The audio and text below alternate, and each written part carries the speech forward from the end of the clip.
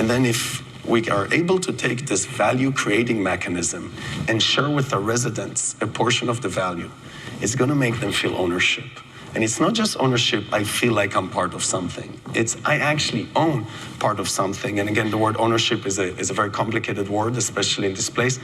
But if there's perceived value, and if that value appreciates over time, then I feel like I'm part of a community. And a very funny example that we like to give is if you're in your apartment building and you're a renter and your toilet gets clogged, you call the super.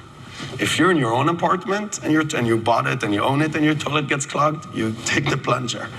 And it's the difference when feeling like you own something to just feeling like you're renting, from being transactional to actually being part of a community.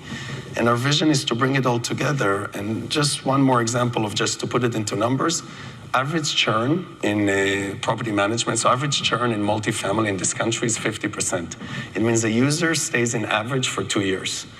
If the user now enjoys their experience more and feels like they have a portion of the value and chooses to stay a little longer, and that average churn goes down from 50% to 40%, without getting too deep into the numbers, the NOI of the building will go up by approximately 5%, which increases the returns of the building for those LPs, for the investors, by 500 basis points, which in real estate is an unheard of number.